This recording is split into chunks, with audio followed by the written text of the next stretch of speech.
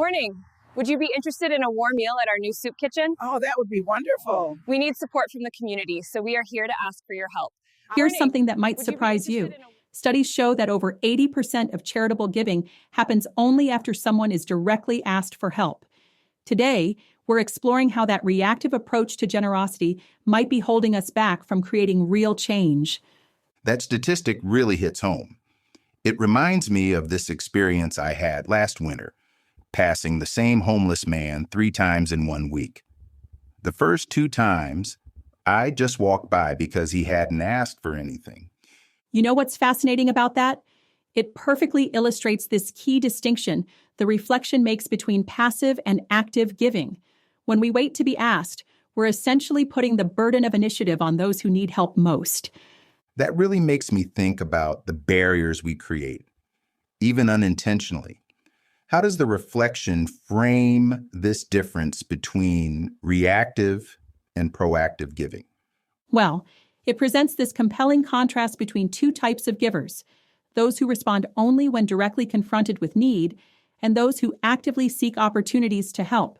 And what's particularly interesting is how it suggests this choice shapes not just our actions, but our entire way of seeing the world. You know, that reminds me of recent research showing that proactive givers tend to report higher levels of life satisfaction and stronger community connections.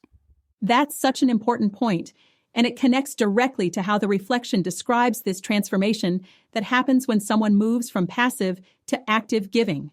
They started by seeing widespread hunger in their community, and instead of turning away, they immediately began visiting churches and charities to set up a soup kitchen. The way you describe that makes me think about how proximity to need changes everything. But what about the practical challenges of maintaining that level of awareness?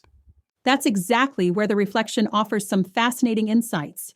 It suggests that the challenge isn't really about finding needs. They're actually quite obvious if we're willing to see them. The real challenge is overcoming our learned habits of looking away. Well, that certainly puts a different spin on the common excuse of not knowing how to help. And here's what's particularly powerful. The reflection connects this to spiritual practice, specifically referencing how Christ went to where people were rather than waiting for them to come to him. It's suggesting that active giving isn't just about efficiency or effectiveness. It's about fundamentally changing our relationship with community and service. That spiritual dimension really adds depth to the discussion. It's not just about the mechanics of giving, is it? Not at all.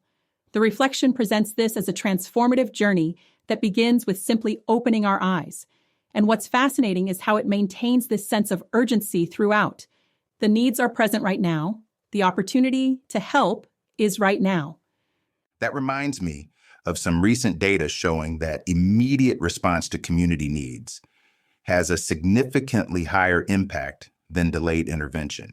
That's such an important point, and it ties directly to how the reflection challenges us to move beyond this transactional model of giving to something much more integrated into our daily lives.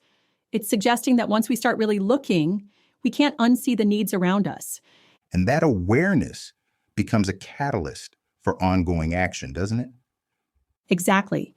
The reflection presents this beautiful vision of what might happen if we all adopted this more proactive approach. Imagine communities where people are constantly alert to opportunities to help, where giving isn't just an occasional response to formal requests, but a natural part of daily life. That vision really challenges our usual approach to charitable giving in community service. And what's particularly powerful is that it's not presenting this as some impossible ideal. It's suggesting that this transformation starts with something as simple as choosing to see what's already in front of us. It's about developing what you might call an active awareness of need. That really brings it back to where we started, that distinction between waiting and seeking that makes all the difference. And perhaps that's the most profound insight from this reflection, that the opportunity to give is always there. We just have to be willing to see it and respond.